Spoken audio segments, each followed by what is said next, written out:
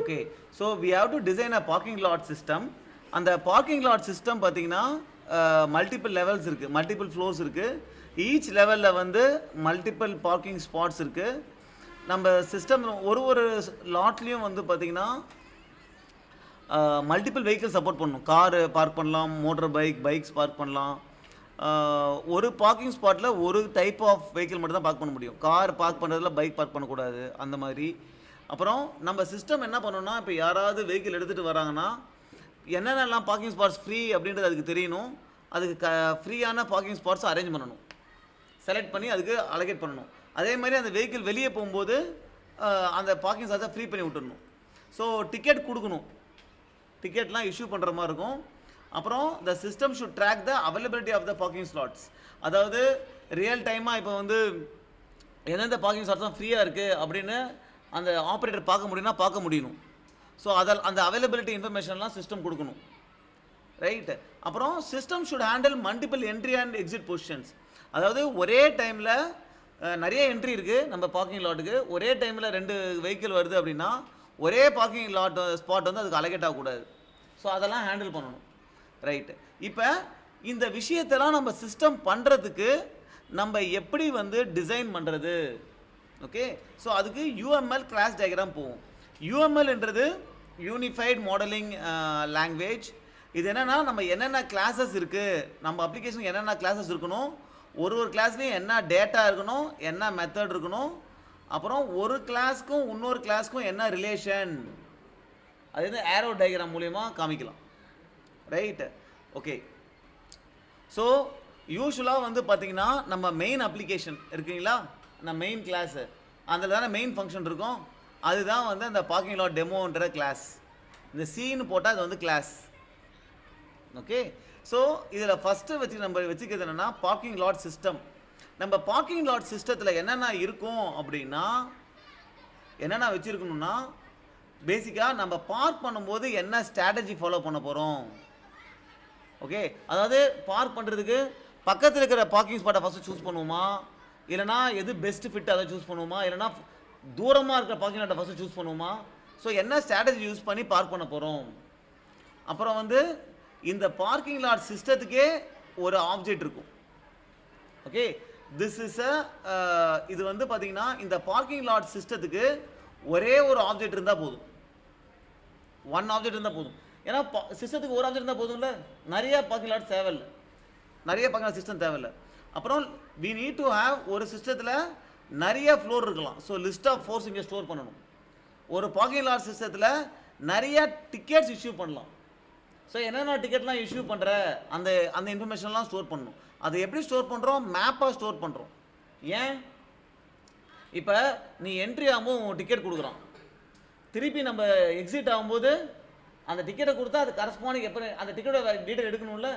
அப்போ நீ ஒரு மேப்பில் கீ வந்து அந்த டிக்கெட் ஐடி போட்டால் நமக்கு டப்புன்னு டிக்கெட் வர மாதிரி இருந்தால் டக்குன்னு ஒர்க் ஆகிடும்ல. அதனால் இதை ஒரு மேப்பாக ஸ்டோர் பண்ணுறோம். ஓகே, அப்புறம் ஃபீ ஸ்ட்ராட்டஜி. அதாவது எதை பேஸ் பண்ணி ஃபீ நீ சார்ஜ் பண்ண போகிற, வெஹிக்கிள் பேஸ் பண்ணி சார்ஜ் பண்ண போறியா, இல்லை ஃப்ளாட்டாக சார்ஜ் பண்ண போறியா. ஸோ இந்த இன்ஃபர்மேஷன்லாம் இதான் data parking lot சிஸ்டத்துக்கு, right.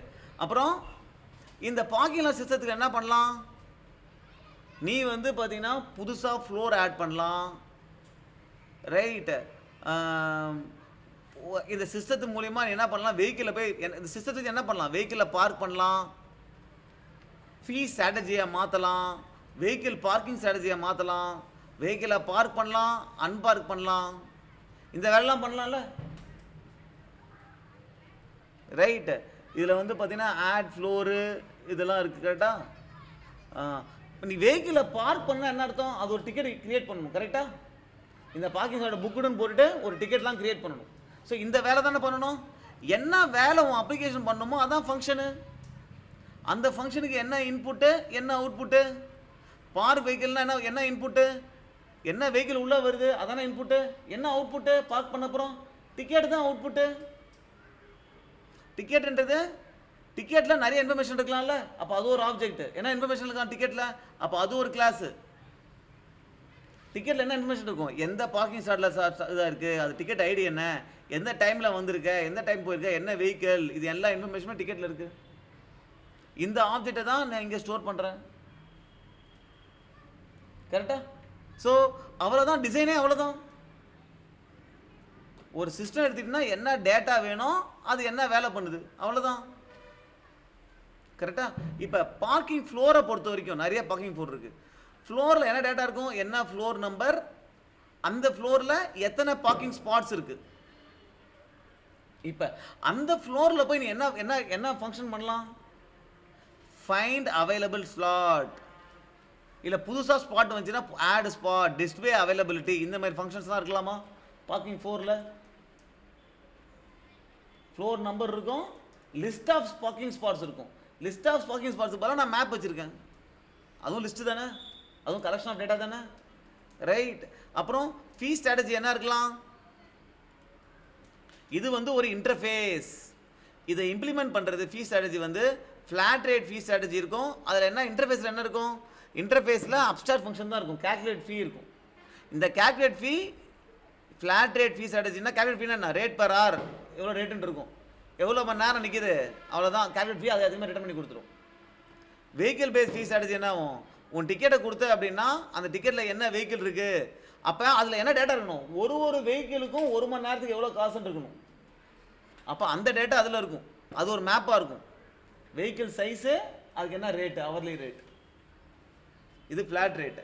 So அந்த கால்குலேட் ஃபீயை கால் பண்ணினா, ஸோ இப்போ பார்த்தீங்கன்னா ஃபீ ஸ்ட்ராட்டஜியை பொறுத்த வரைக்கும் இதில் கம்ப்ளீட்லி ஹிடன். பார்க்கிங் லாட் சிஸ்டத்தை பொறுத்த வரைக்கும் அது எந்த வெஹிக்கிளுக்கு பேஸ் பண்ணியிருக்குது, இது கம்ப்ளீட்லி ஹிடன். அந்த இன்டர்ஃபேஸை தான் நம்ம இங்கே ஸ்டோர் பண்ணியிருக்கோம். This is what is data abstraction, hiding the implementation, how the strategy is actually implemented. அது இந்த பார்க்கிங் லாட்டுக்கு தெரியாது. கரெக்டா?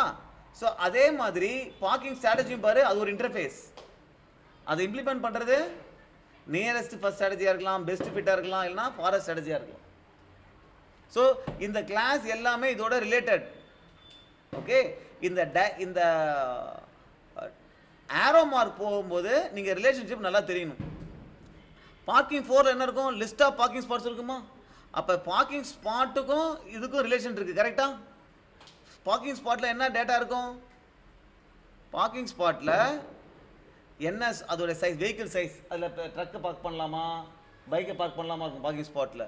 அப்புறம் அந்த ஐடி இருக்கும். அப்போ அந்த பார்க்கிங் ஸ்பாட் ஆக்குபைடா இல்லையா, பூலியன். ஓகே, அப்புறம் என்ன வெஹிக்கிள் பார்க் ஆகிருக்கு, அந்த வெஹிக்கிளோட ஆப்ஜெக்ட் இருக்கும்.